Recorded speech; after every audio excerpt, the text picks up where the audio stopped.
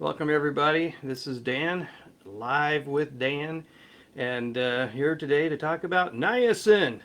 Woohoo! It's my favorite nutrient. It's something that I think everybody should get to know better. And let me see what Facebook is telling me here.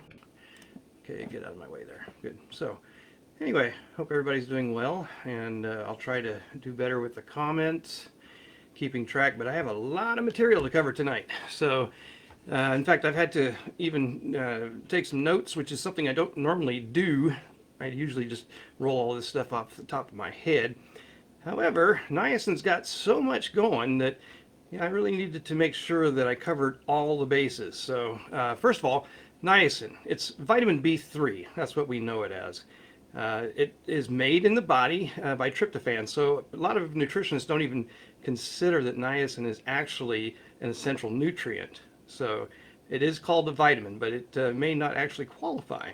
So niacin is involved with over about 50 body processes, including releasing energy from food, making hormones, removing toxins, and helping to keep cholesterol within the normal range.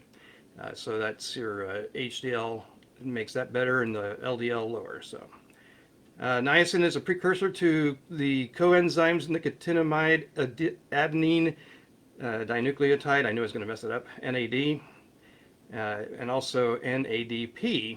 So it's part of the body processes that we don't get too far into the technical side of this in this particular conversation, but I just wanted you to know about it.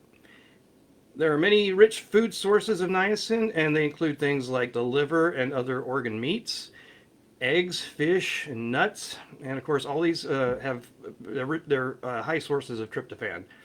Other good sources of niacin also include legumes, whole grains, but that does not include corn, milk, and avocados.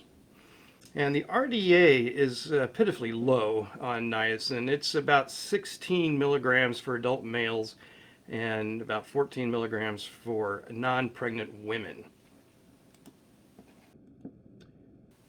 Let's see if I can get this to move forward here. Okay, so most of you who've had niacin are very familiar with the observable reaction of the flush. It comes on about 15 to 20 minutes, usually with the capsules, because they have to digest in the body. And that takes about 15 to 20 minutes for the types of capsules in our 30-day detox supply kit. And once they break down, what happens in the body is the prostaglandin lipids are relaxing the smooth muscle cells inside the walls of the blood vessels and the capillaries, which causes more blood flow to all of the regions of the skin and everything, which causes this red flush in the upper body, the head, the face, your upper arms, things like that. And the flush is something that some people might consider is a adverse reaction or an allergic reaction, but it is not. It is absolutely very natural, and it is something that a lot of people actually strive to get that flush from the niacin. But the problem with it is that it also stimulates the mast cells to release histamine, which, because prostaglandin lipids are actually part of the immune response. So they also trigger this histamine response, which can cause an itchy or prickly sensation. But even though this comes on for about 15, or comes on in about 15 to 20 minutes with the capsule form, could come on much earlier with the powdered form and much slower with the pill form. It should only last about 45 minutes typically. Although in the center we have seen some really weird responses where somebody took the niacin, their 2.5 hours before they started the exercise routine, and it was only after the 2.5 hours did they actually start to have a flush. And sometimes people have had flushes that have lasted for hours. Just know that the flush is something that's completely unpredictable. And we'll talk more about that in a little bit. So there are several forms of niacin, and they include things like nicotinic acid, which is the purest form of niacin. It was renamed to niacin because nicotinic acid sounds too much like nicotine. And although way back in the past there was a slight connection, there is no connection really to nicotine with niacin. or nicotinic acid as it's actually called. Niacinamide or nicotinamide are the non-flushing kind, and they're both the same thing. So niacinamide or nicotinamide, they're the same thing. And then there's inositol hexanicotinate, which I want you to say that 10 times fast. That's another form of non-flushing niacin, or vitamin B3 really.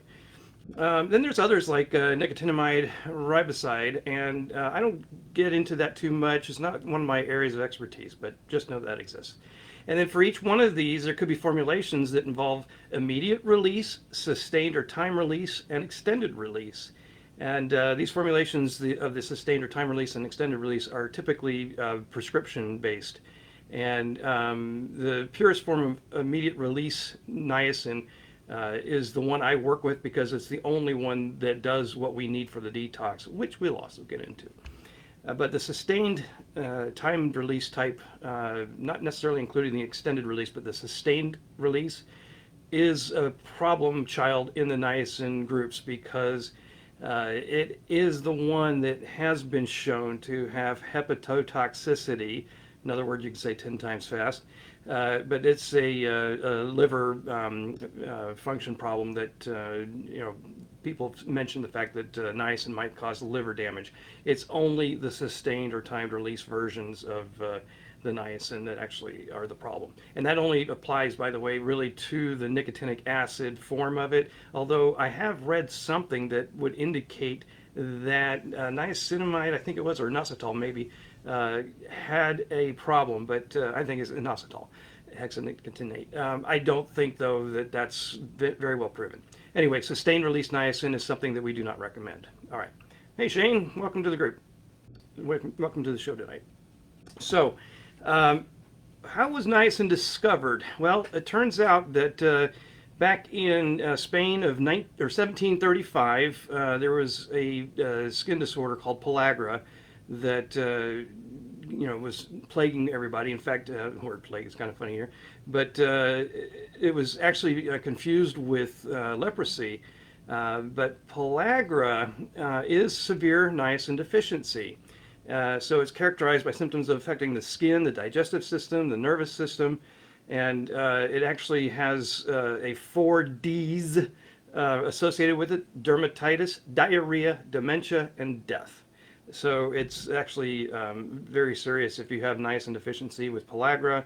It can be fatal if not treated. And in fact, it was researcher Conrad Elvegem, I know I didn't say that right, who discovered that niacin was actually the cure for pellagra in 1937. So there are plenty of therapeutic uses of niacin, and they include things like arthritis and osteoarthritis, mental disorders, including anxiety, depression, and even schizophrenia. The guru of niacin, the late Dr. Abram Hoffer, actually was able to treat schizophrenia with very high mega doses of niacin. I'm talking 30 to 60,000 milligrams of niacin was what he would dose schizophrenic patients, and he was able to literally cure schizophrenia.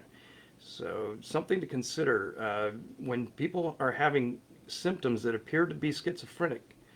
Try high dose niacin, but we're going to talk about dosing that first, because you don't start somebody at 30 to 60,000 milligrams.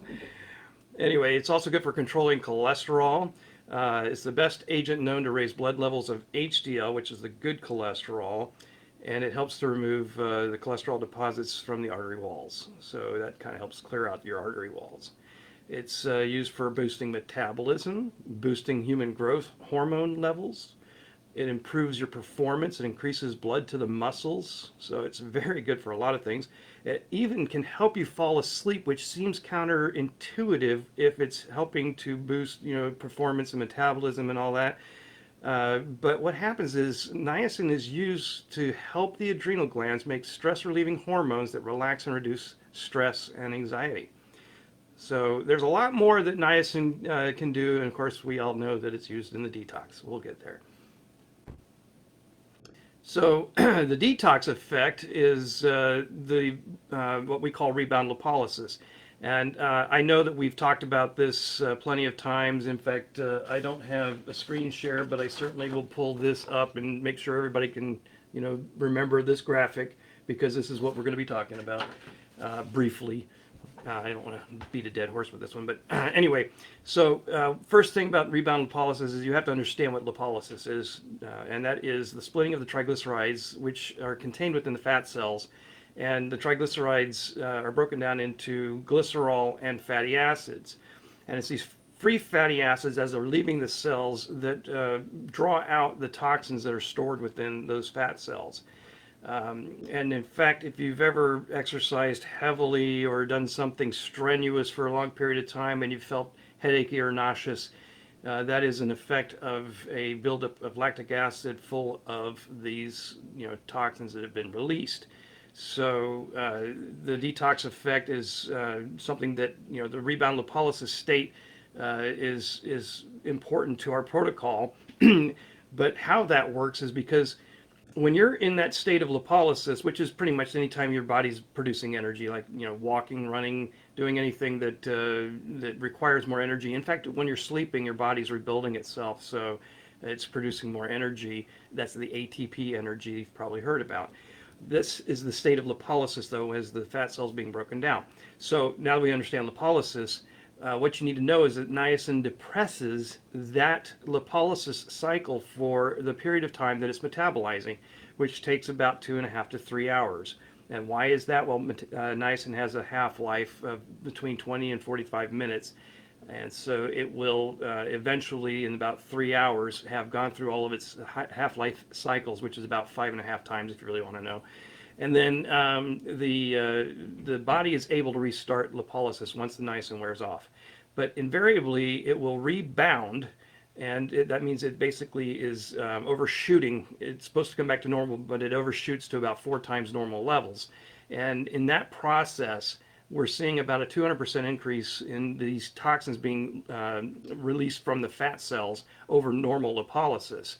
And this is the effect that we go for with the niacin. And if you'll recall, that effect occurs at around 500 milligrams for most people, or at least on average. We'll get more into the target niacin dose and all that other fun stuff later. So some of the things that I do come up or have come up in question form regarding general questions about niacin, I'm going to go through, and let me say hi to Haley and Debbie, and I'll come back to your question, Shane, in just a little bit. So the first general question that I get asked is, can you overdose on niacin? Well, that is actually not something that we call an overdose. However, there are definite signs that you've had too much out of the gate, or too soon. Niacin is something that, in fact, there's a story I should probably tell real quickly, that we have not really seen any deaths from niacin. Maybe there have been from hepatotoxicity, liver damage, but normal niacin, especially on our protocol, there's no way you're going to ever overdose to a point where you need to worry about if you're going to die.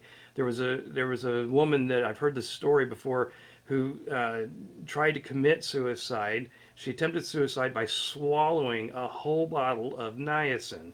And the calculated dose that the EMTs figured out was that she had swallowed 200,000 milligrams of niacin in that one sitting. And although she probably wishes she were dead from the actual anguish, pain, and suffering that she probably went through, because I'm going to tell you what kind of symptoms we're talking about, she did not die. But it is something that you can take too much out of the gate. And these are the types of symptoms. They include skin flushing, which we know is the flush, dizziness and sometimes confusion, rapid and or irregular heartbeat, nausea, vomiting, abdominal pain, diarrhea, difficult breathing, shortness of breath, rapid heartbeat tachycardia, severe hypotension, and if you do have something like that, you don't want to be doing our program. Insomnia, so lack of sleep. In fact, it's kind of funny because insomnia is one of the things that's is actually aided by niacin, but you can overdo it.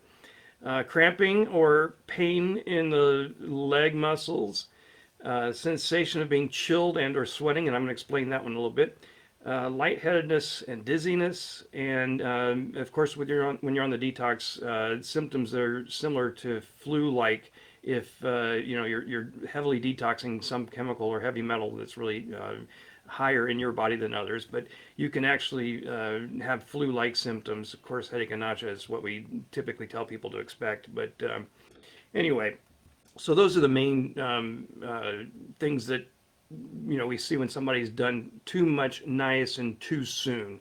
So, do I take niacin with food is another question. And the answer to that is you can. You don't have to.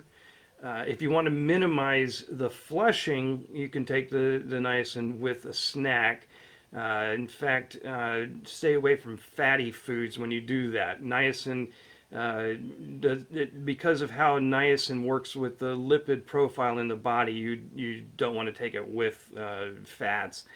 But the temperature of the water is something that can make a difference to the flush, by the way, because hot drinks will increase the flushing effect. So you don't necessarily want to take niacin with something hot.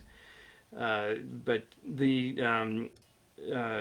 niacin is something that the flush, I really should probably take a moment and talk about how the flush is so unpredictable because in fact, the next question is why does the flush stop? And this is a question that has been asked by a person in our group that both posted in the group and then also asked the question again because I wasn't responding to it and I was delaying because I wanted to talk about it here. Sorry. Anyway, Dr. Hoffer, I've already mentioned, is the guru for the niacin. He's written or co-authored several books like Niacin: The Real Story, and then he's got several other books where he talks about the psychiatric or therapeutic uses, and those titles I can't recall off the top of my head. But Niacin: The Real Story is a good book. In fact, I'll tell you how to get a free PDF of that in just a little bit. Anyway, why does the flush stop is the question. Well, Hoffer says the adaptation, which I refer to as tolerance, to niacin is readily explained by the reduction in histamine in the storage sites such as the mast cells. When these are examined after a dose of niacin, these cells contain empty vesicles which contained the histamine. If the next dose is spaced closely enough, there will have been no time for the storage sites to be refilled, and therefore less histamine will be available to be released. After there is a complete adaptation to niacin, a rest of several days will start the flushing cycle again. That is something that is extremely important to people who love the flush and miss it. They want to have the flush, and I'm not talking about for the detox. I'm talking about the flush in general, because there's a lot of people who really do love the flush. In fact, I was going to mention later that I'm a moderator on a wonderful group. I think there's like 17,000 members, if I'm not mistaken. It's called Niacin B3 Discussions. It's on Facebook, and Jennifer Bowling put that group together, and I was able to become a moderator for that group. And it's a place where you can learn a lot more about niacin and actually find the dosing, if you will, for different therapeutic uses. So her files section has a lot of data that's important to look at. So I invite you to come over to the Niacin B3 discussions group and learn more about niacin if you're interested. So, and then one of the other questions in general is why do I get chills? Well, I have a beautiful graphic I'd love to put up, but I'm not using screen share, so we'll just talk about it. If you think about the fact that the vasodilation of your capillaries and everything is bringing all this blood to the surface level, a lot of heat is dissipating from your body. And at this point, the heat dissipation acts like a condenser unit on an air conditioning unit. So the heat exchange is creating the chill. And that's one of the main reasons why you get chilled when you're taking niacin and you have the flush. So that's a fun one. Now, these are questions that I get typically regarding the detox. So, one question that I see kind of is interesting is what does niacin detox? And my favorite answer to that is nothing. Niacin does not detox. It's what niacin does in the body. It sets up that condition in the body called rebound lipolysis. So now the flesh might push some of these toxins that have already been mobilized from any kind of activity you've been doing through normal lipolysis. It might push some of those toxins to the dermis layers, but they're not going to go anywhere until you sweat them out or use binders, which is part of the detox program. So anyway, the niacin does not detox. It just sets up the condition for niacin-induced rebound lipolysis. Can you explain the TND or target niacin dose? Yes, because this question comes up a lot. I get people asking, once I've hit my target niacin dose, do I stop taking niacin or what? So let me explain target niacin dose. We know that this beautiful graph will start. I gotta get my camera reverse here. We know that will start at 500 milligrams for most people. The thing is that it's also based on weight, 10 milligrams per kilogram. So if you have, in my case, I can use that example. I'm 205 pounds.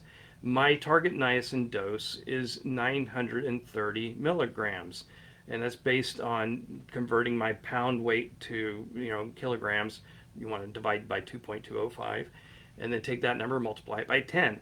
And that is the target niacin dose. That means that somewhere between 500 and 930 in my case, I will start to see this kind of rebound curve. And that's the important thing, because I can time the protocol based off of that particular curve. If I had actually taken 1,000 milligrams, if I was stupid enough to try to take 1,000 milligrams out of the gate, the curve I just showed you would be a heck of a lot different. There would be a longer duration than the 2.5 hours. There would also be an increased spike, but it would come down very fast. And so when I talk about a longer duration, 1,000 milligrams out of the gate without titrating up to the 500 first and all that would be about a 6-hour delay. So I would have to take the niacin 6 hours before I can even begin the exercise portion of the protocol. So it's important to understand that we're trying to get that kind of response out of the niacin-induced rebound lipolysis, and we do that by first titrating up to the 500 milligram level, and then we, hopefully somewhere between 500 and the target niacin dose is when you start to trigger this rebound. But then we need to titrate up, which is the next question. Why do we titrate up? The body is adapting, as Hopper would say. I call it it builds a tolerance. And so in order to overcome that tolerance, we have to continue to increase our niacin dose. And typically, most people are going to do a 100 milligram increase. In my case, I'm going to do 200 milligrams. And the way this works is essentially, and you can just consider this easy way, if you're below 200 pounds, then you're going to titrate 100 milligrams per day to overcome the body's tolerance. If you're between 200 and 300, then you're going to do 200 milligrams. So that's why I will do 200 milligrams when I'm on the program. If you're above 300 pounds, which I have had a gentleman that was 365 pounds, and he was doing 300 milligrams per day. That is the 10 milligram per kilogram side of the equation. So essentially, you titrate up to overcome the body's tolerance, and we do this until we've hit a 30-day mark. So another question that keeps coming up is, does a higher dose of that titration detox more? So, in other words, if you're normally going to do 100 milligram titration, if you suddenly did 300 to 500 each day, is that going to improve your odds or improve your detox? And the answer is no. The answer is no, because niacin's not detoxing anything. Niacin is setting up the condition called rebound lipolysis. So you're not going to get any advantage other than running out of your niacin quicker. So you basically only need to titrate up 100 milligrams if you have a weight below 200 pounds. So another question that often comes up is about methylation and MTHFR gene variations. So the thing about niacin on the protocol is well, let's backtrack and talk a little bit about why this is a concern for people with who actually are under methylators. Because if you're an over methylator, this program is ideal for you because the niacin, is considered a methyl sponge, and that means that the methyl groups will be depleted because of the niacin. Although it's very minimal. Uh, it's not even a problem, and we've never had a problem in all the 36 odd years we've been doing this program with methylation and MTHFR variations. But I'm going to address it anyway. So the niacin is essentially not a problem because we have other things that are going to be methyl donors, things like the lecithin.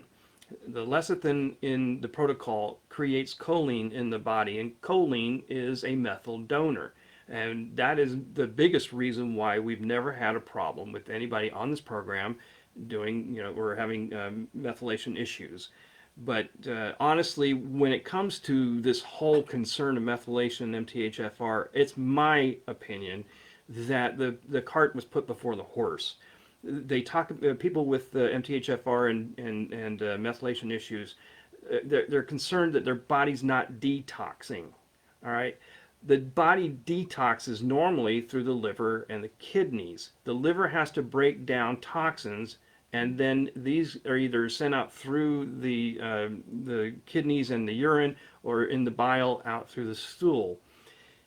The thing is that when we talk toxins, especially when people are having issues with the methylation and detoxing, not necessarily talking about fat soluble toxins here. The thing is that the body is not really able to break down certain toxins, and well, the whole idea of lipophilic xenobiotics, the heavy metals and synthetic chemicals that are foreign to the body that are fat soluble, are not getting broken down because they were never designed to be broken down. They were never designed to be put in the body.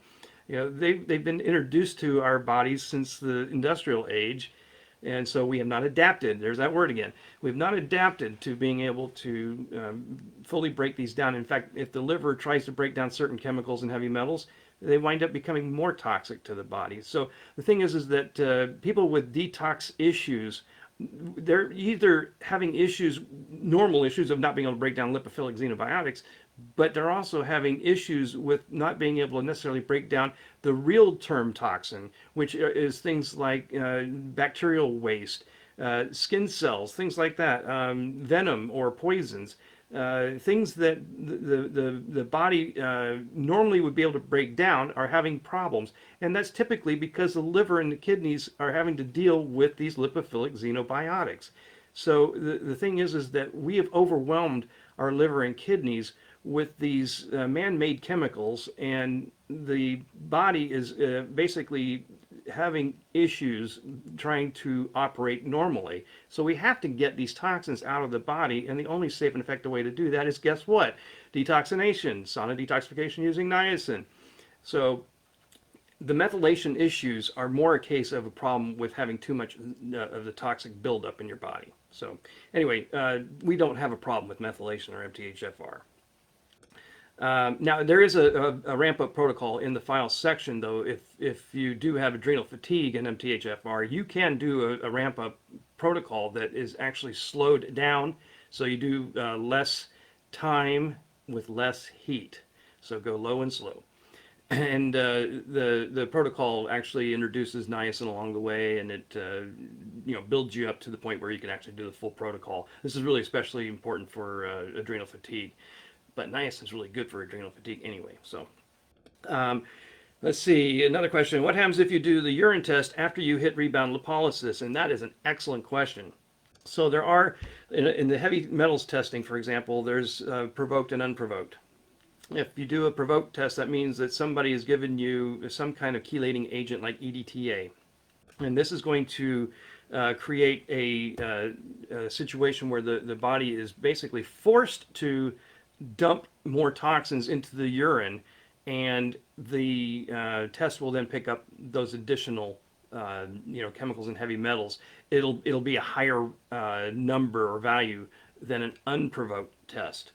So when you take the test after you've started rebound lipolysis, you've essentially done a test that's provoked.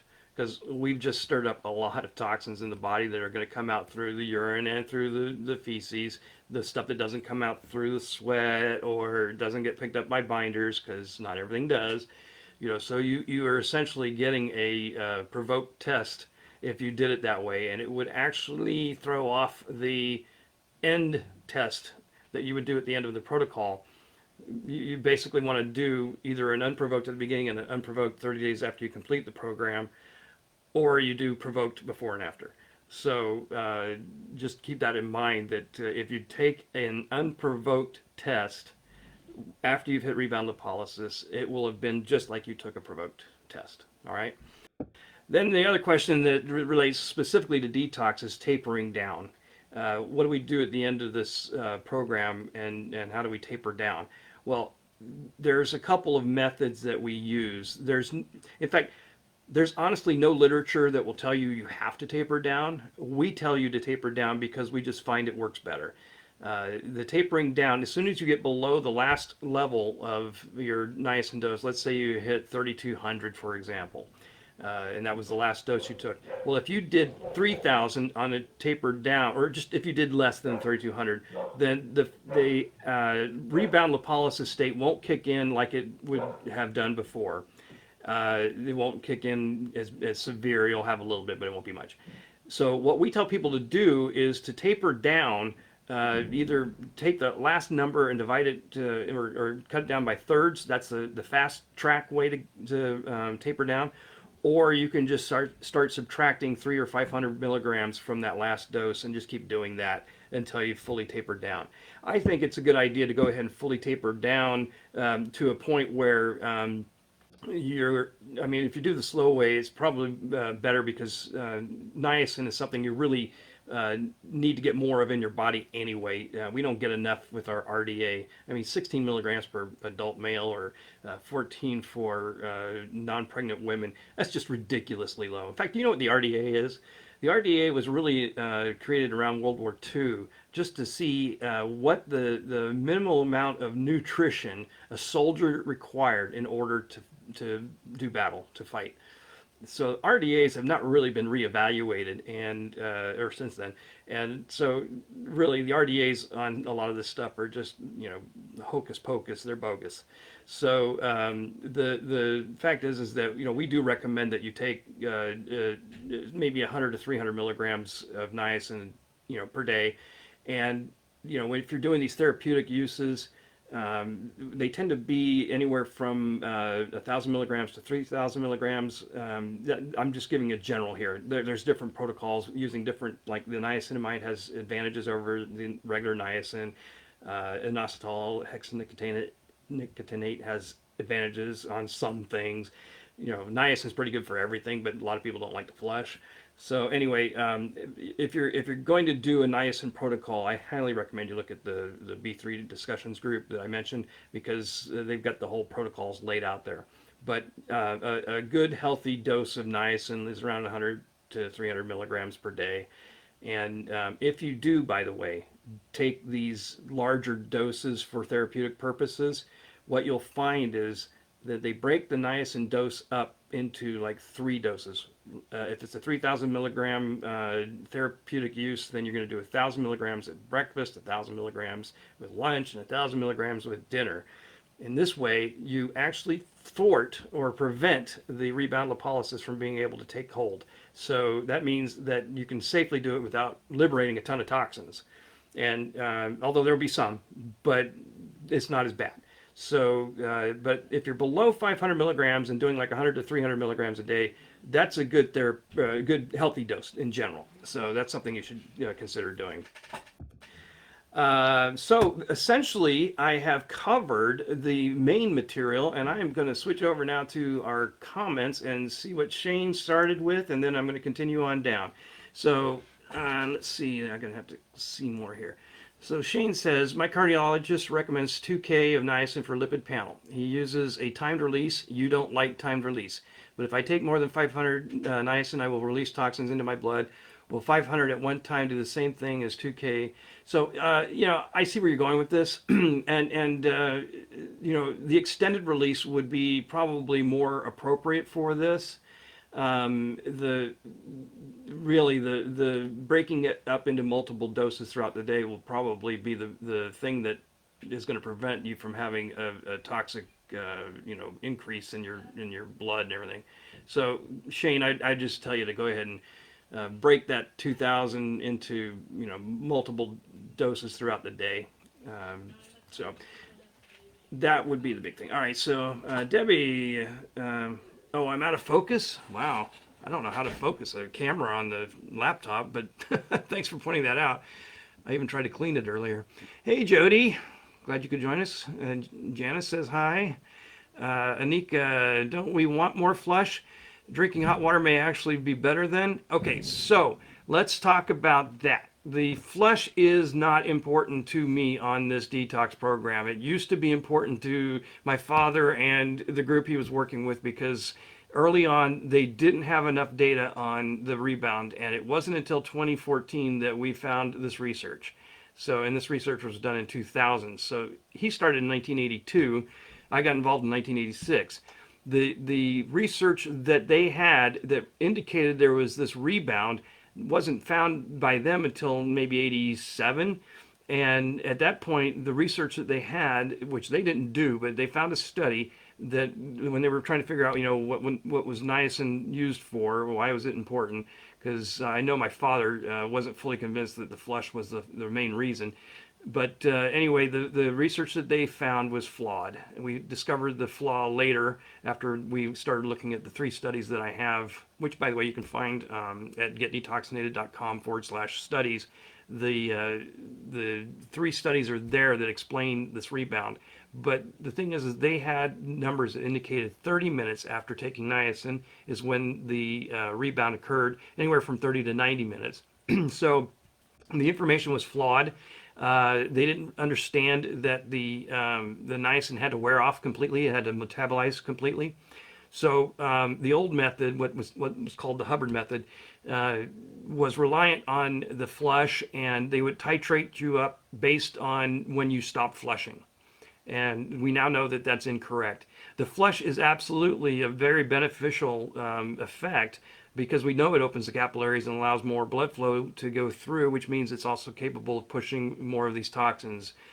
Normally the capillaries that are at the end of the entire blood system are so narrow that only a single blood cell can get through at a time. But when the prostaglandins relax those cell walls and open up the capillaries, there's a lot more blood flow able to go through.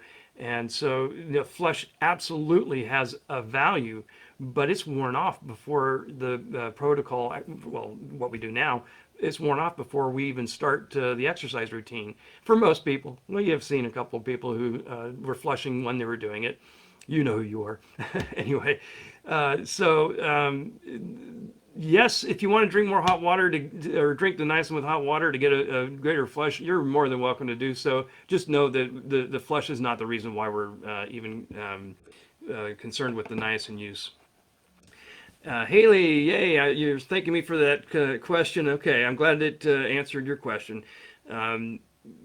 Let's see if this explains why niacin can be really useful in histamine intolerance, mast cell activation syndrome.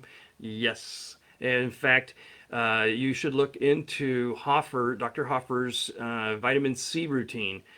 He found that if you take like a gram of or 1,000 milligrams of vitamin C, maybe an hour before you take niacin, the vitamin C is known to actually destroy histamine.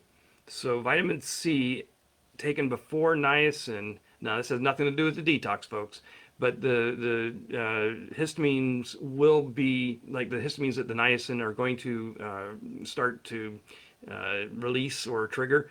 The vitamin C will start to destroy those and deplete the histamine levels in the body. So he has a whole mast cell activation syndrome therapy that uses high dose vitamin C with the niacin. So I hope that helps. Hi, Melissa. So you said, what if you don't have access to a sauna? I really, uh, I'm sorry you don't. And during this time where most places are shut down that have saunas and things like that, the gyms, the day spas, if you can't have access to a sauna, I don't recommend you start dabbling with this program using any other method. Like a hot bath or the sauna blankets and some of these portables. The reality is that you have to keep pace with the liberated toxins coming out of the fat cells. You have to keep pace with their excretion through sebaceous sweat. And the only way that we know that works to keep pace is the sauna. It doesn't matter if it's a dry sauna or an infrared sauna, far infrared or full spectrum. Near infrared is not even considered a sauna. And if you want to debate me about that, we can go offline and do that. But and also steam rooms are not really sufficient to do this. They have other issues, which I talked about in the sauna video I did 2 weeks ago. But the thing is that if you cannot get in a sauna, it's not a good idea to try to do this program. I do have some, pretty inexpensive saunas, like the mini EHS from Sunstream is something that I highly recommend if you have a small footprint, floor space, and you want to be able to plug into a regular outlet. That's the ideal scene. But if you can't have access to a sauna, I'm sorry, this is not a program that you want to be messing with. Andrea, hi. So, what issues can be expected if I take niacin powder without food on an empty stomach? I normally practice intermittent fasting until midday. Okay, so you can absolutely take niacin on an empty stomach. It's especially with the powder, you're going to have an immediate response, an immediate flush, and you'll get it over with much quicker. But this protocol is really interesting because even though you're getting higher and higher in your niacin dosing, the the fact that the histamines are being depleted means that the flush starts to become a thing of the past, and it's something that a lot of people start missing. Gosh, I didn't flush today. I really wish I did. So, and you don't have enough room. Okay. That's too bad. I'm sorry.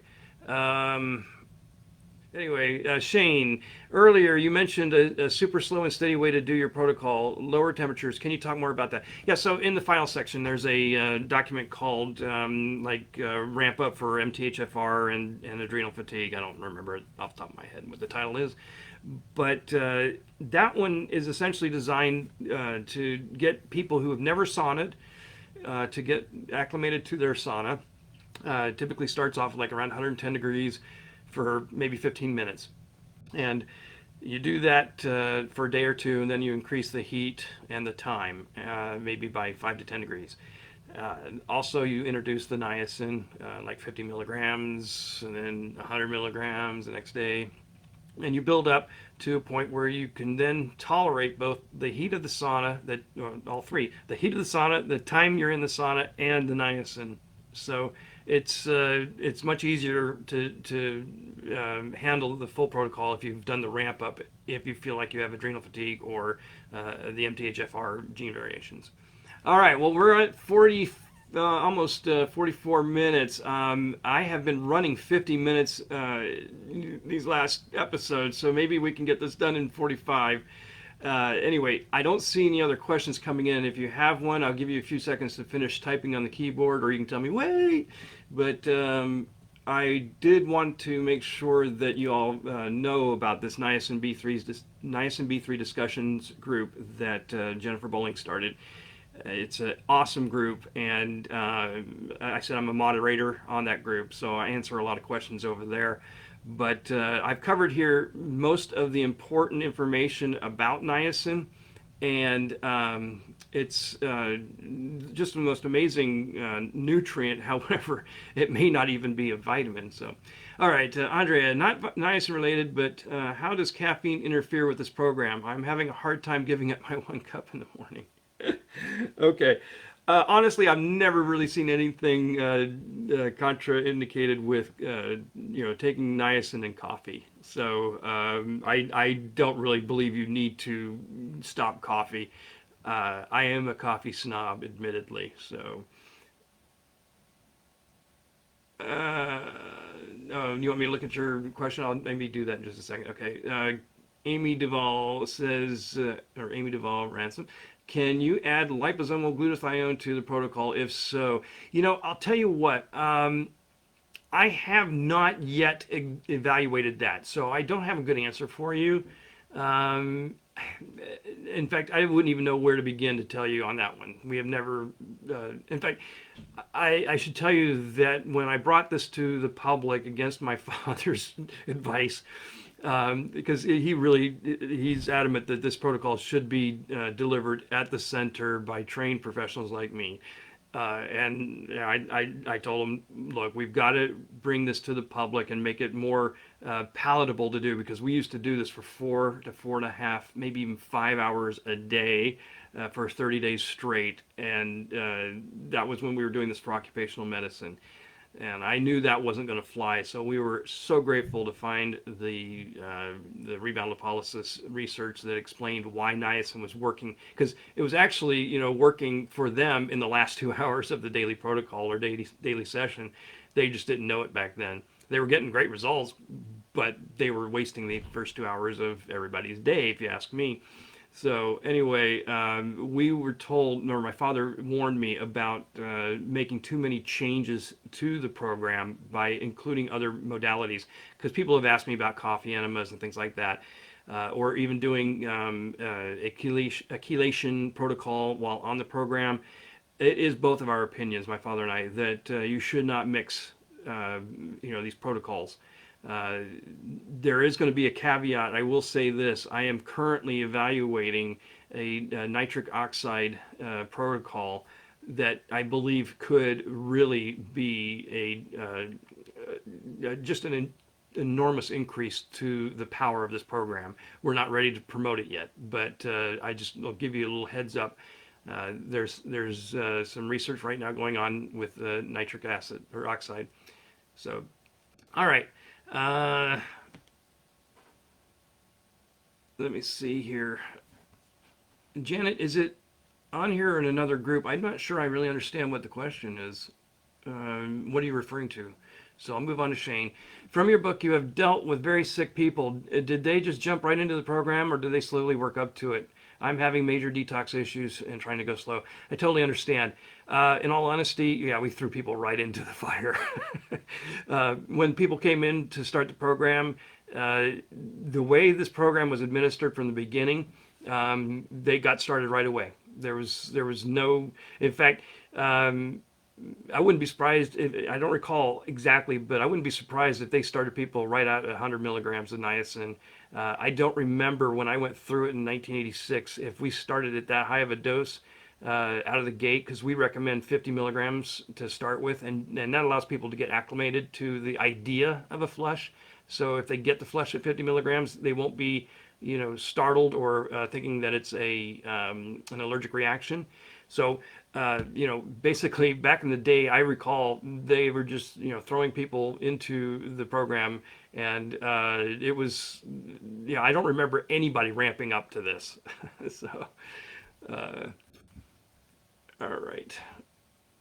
I feel better when I do not sauna for a day or two and I take binders.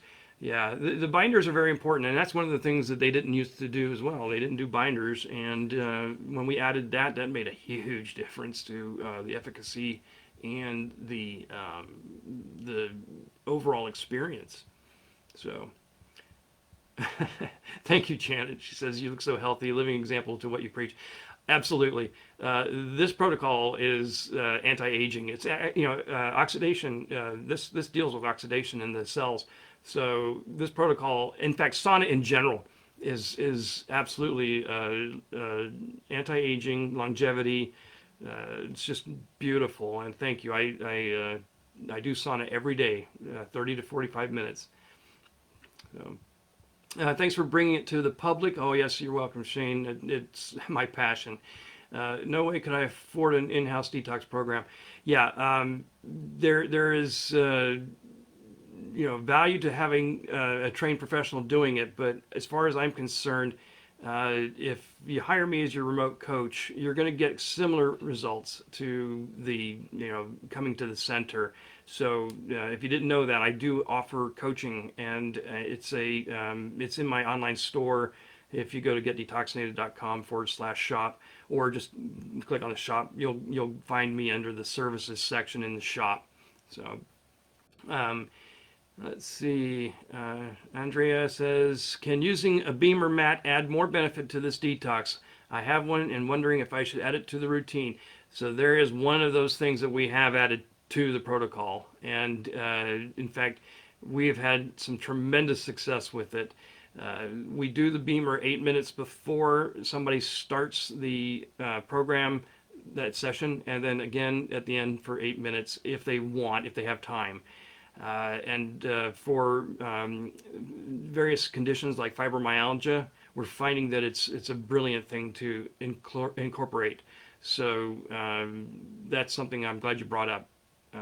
We do have a beamer mat and we use it. So all right, we're back to 51 minutes. I'm sorry, guys. All right, so there's a couple more here. Referring to the group chat, you said she would be leading. Are you talking about Jennifer Bowling and the Niacin B3 discussions group? Because there's a Facebook group that I moderate, Niacin B3 discussions, and I hope to see you guys coming over there and joining. So, is sauna good for cancer? Okay, I got to be careful here. I can't give medical advice. So nothing you've been hearing today is medical advice. We don't cure anything. But definitely sauna is good for everything like this. Sauna is just good in general. There's a lot of reasons why. You don't even have to be doing the niacin protocol. I mentioned all of the benefits in the video I did 2 weeks ago on saunas, everything sauna. Yes, you mentioned the niacin book PDF. Yes, so in the files section, thank you for reminding me, in the files section of the niacin B3 discussions group is where you're going to find the actual PDF of niacin, the real story. So that's what you'll want to take a good look at. There are other books written by Hoffer and Andrew Saul, by the way. I should mention Andrew Saul, and I guess the other guy is Dr. Harvey, if I'm not mistaken. I wish I had that book in front of me. I do have a copy of it, but it's at the office. So anyway, now that I've seen that we've gone to 53 minutes practically, I better sign off. But thank you all for joining me tonight, and I hope I answered most of your questions, if not all. If you do have questions, feel free to send me either a direct message, post it in the group, or add it to the comments here. So, oh gosh, okay. Let me just say, Andrea, that yes, you can certainly do that. That can certainly be added to the protocol. I talk about dry brushing too, and always drawing up towards your heart when you're toweling down. That's a recommendation to get the lymphatic system to mobilize things up towards the heart. But I really don't use that. So you can certainly apply it, though I don't see any reason why not. And yes, you're welcome, Debbie, and thank you all again for joining me. And look forward to the next one on Wednesday next week. So 6 p.m. Pacific Standard Time. And if you have any topics you guys want to discuss, please drop them into the comments, because I really, am just now coming up with ideas. So I thought niacin would be a good one to follow up after the sauna one. So anyway, guys, have a good evening. We'll talk again soon.